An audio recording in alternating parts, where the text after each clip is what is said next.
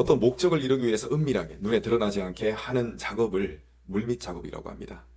저는 말씀을 묵상하면 묵상할수록 참 하나님이 물밑 작업의 대가시구나 그런 생각이 들었습니다. 그리고 우리의 인생 가운데 역사하신 하나님을 보더라도 마찬가지입니다.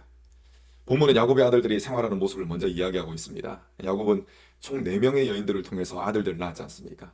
그러니까 이 아들들의 사이가 좋을 리가 없습니다. 서로 갈등하는 것이죠. 특별히 이 아들들의 사이가 좋지 않은 상황에서 야곱이 했던 행동이 마치 불에 이 기름을 끼얹은 듯한 그런 행동을 했습니다. 그 행동은 무엇이었냐면은 이 노년에 낳은 아들 요셉을 편애했던 것입니다. 안 그래도 갈등이 많은데 이것 때문에 요셉을 더욱 미워했던 것이죠. 이 예를 들고 있습니다. 이 어떤 예를 들냐면은 다른 아들들에게는 그냥 그저 그런 옷을 입힙니다. 그런데 요셉에게는 채색 옷을 입히는 것입니다. 요즘 이야기로 바꾸자면은 요셉에게는 메이커 옷을 입히고 다른 아들들한테는 뭐 저기 구루마에서 파는 게 있지 않습니까? 그런 걸 입혔다 이렇게 보면 될 것 같습니다. 그러니까 얼마나 화가 나겠습니까? 아들들의 불만은 점점 커져갔고 요셉을 향한 미움은 또 함께 커져갔습니다. 이러한 상황에서 하나님의 물밑 작업이 시작이 됩니다.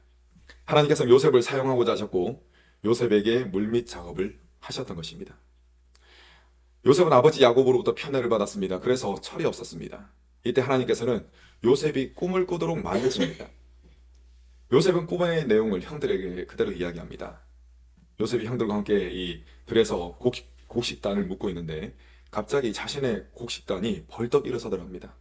그러니까 형들의 곡식단이 막 몰려들어가지고 자신의 곡식단에게로 몰려들어가지고 넙죽절을 하더라는 것입니다. 형들은 이 요셉의 이야기를 듣고 분노했습니다. 그리고 요셉을 더욱 미워했습니다. 자, 시간이 흐르고 하나님께서는 요셉에게 또 다른 꿈을 꾸도록 만드셨습니다. 자, 이번에는 해와 달과 별들이 자신에게도 또 절을 하더라는 것입니다. 숫자도 뭐 11 별이고 또 해와 달이 절했다고 하니까 이것은 뭐 형제들을 뜻하는 것이고 아버지 어머니를 뜻하는 것이지 않습니까? 자, 이것은 편애를 받았던 청소년 요셉의 철없음이 그대로 드러나는 그런 대목입니다. 이것을 또 형들과 아버지에게 그대로 전했던 것입니다. 그러니까 어떻겠습니까? 요셉의 형들은 그야말로 분기탱천했습니다. 아마도 이때부터 형들은 요셉을 없애고자 하는 마음을 먹지 않았을까 싶습니다. 여러분, 이 당시에 요셉의 모습이 어떠합니까? 그냥 부잣집 도련님입니다. 성격이 모관하거나 한 것 같지는 않은데 자신이 특별 대우를 받는 것에 대해서 취해 있었던 것 같습니다. 한마디로 철이 없었던 것이죠. 그렇기 때문에 하나님이 꿈을 꾸게 하시는 족족 형들과 아버지에게 쪼르르 달려가서 알려주었던 것입니다. 여러분, 다시 말씀드리지만 이 꿈은 하나님께서 주신 꿈이었습니다. 하지만 요셉에게는 이를 알아차릴 수 있는 영적인 성숙함이 없었습니다. 요셉이 꾸었던 꿈은 어떤 꿈이었습니까? 장래에 일어날 꿈이었으며 하나님께서 앞으로 이렇게 할 것이다. 이 역사의 일을 이렇게 진행할 것이다. 라는 것을 하나님의 뜻을 알려주시는 것이었습니다. 그런데 사람이 어찌 하나님의 뜻을 알 수가 있겠습니까? 그러니 철없던 요셉이 자랑하듯 늘어놓을 수밖에 없었던 것입니다. 요셉은 이 사건을 계기로 형들로부터 크게 미움을 사게 되고 또 결국 형들로부터 인해 큰 공경에 빠지게 됩니다. 형들로 인해서. 요셉이 아버지 야곱의 심부름을 갖다가 형들에 의해서 죽임당할 뻔합니다. 그러다가 이 장자 루벤이 이야기를 해서 요셉을 죽이지 않습니다. 그리고 죽이지 않는 결정을 또 내도록 결정적인 이야기를 했던 사람이 유다죠. 동생을 죽이지 말자 했던 것입니다. 그런데 그 결과로 어떻게 됐습니까? 결국 노예로 팔려가게 되었습니다. 이처럼 요셉은 큰 어려움을 당했는데 이 어려움은 시작일 뿐이었습니다. 여러분들도 잘 알지 않습니까? 요셉이 어떤 어려움을 당하게 될지. 앞으로 요셉을 힘들게 할 일들이 그야말로 널려 있습니다. 자, 여러분, 요셉이 왜 이런 어려움을 당하게 되었겠습니까? 이 어려움이 요셉의 철없음에 대한 이 봉이라고 하기에는 너무 그 대가가 큽니다. 아버지의 편애를 받았다고 해서 그로 인해서 또 철이 없는 행동을 했다고 해서 그것이 죽을 만한 일도 아니고 또 그것이 노예로 팔려나갈 만한 그런 일도 아니라는 것입니다. 그런데 요셉은 노예로 팔려가서 정말 죽도록 고생을 합니다. 여러분, 요셉이 이처럼 고생한 것에는 이유가 있습니다. 설교 서두에 제가 말씀을 드렸던 것처럼 하나님이 어떤 작업의 대가라고 말씀을 드렸습니까? 물밑 작업의 대가라고 했습니다. 이것은 하나님의 물밑 작업이었습니다. 이는 하나님께서 행하실 위대한 일을 위해서 요셉에게 행하셨던 그런 물밑 작업이었던 것입니다. 또 이는 요셉이 하나님의 일에 쓰임받을 수 있도록 하나님의 사람이 되도록 연단하시는 그런 과정이었습니다. 오늘 말씀은 이러한 연단 과정의 첫 단추라고 보시면 되시겠습니다. 여러분, 연단 당하는 것을 좋아하는 사람이 누가 있겠습니까? 아무도 없죠. 왜냐하면 너무나 힘들기 때문에 그렇습니다. 그런데 하나님께서는 하나님께 속한 사람들을 반드시 연단하십니다. 이 모양 저 모양으로 연단하시는 것입니다. 왜 그렇겠습니까? 로마서 5장 4절 말씀에 그에 대한 답이 있습니다. 제가 읽어드리겠습니다.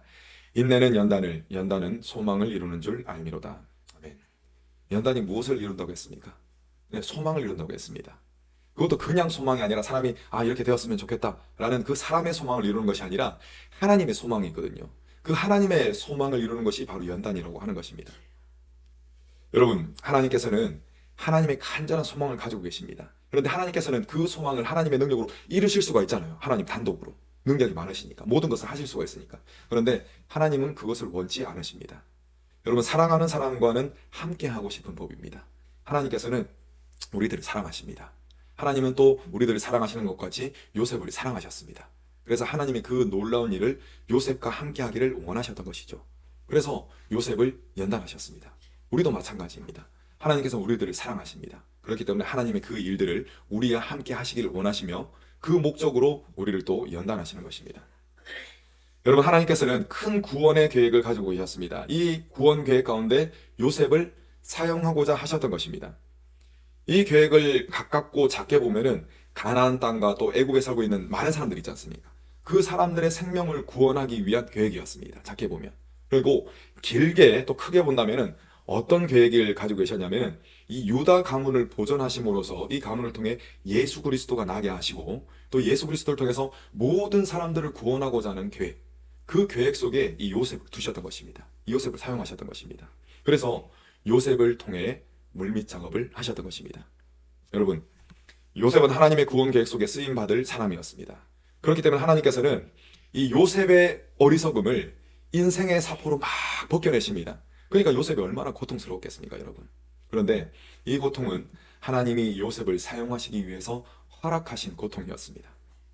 우리들이 잘 알다시피 요셉은 이 고통의 시간 속에서 하나님을 바라보며 인내했습니다. 불평불만으로 시간을 허비하지 않았다는 것입니다. 인내를 했더니 요셉이 무엇이 되었습니까? 연단되었던 것입니다. 연단된 요셉은 하나님의 계획에 따라 쓰임받게 됩니다. 많은 생명을 구원하게 되고 또 이 일을 통해서 예수 그리스도가 이 땅에 오셔서 또 모든 사람들을 구원하시게 된 것입니다. 여러분, 하나님께서는 오늘날도 이와 같은 일들을 하십니다. 하나님께서는 하나님의 사람들을 택하셔서 그들로 하여금 하나님을 바라보게끔 삶의 어려움들을 허락하신다는 것입니다. 그것이 아니면 다른 사람들의 영혼을 불쌍히 여기는 마음을 주셔서 그 영혼들의 그 무거운 무게들 있지 않습니까?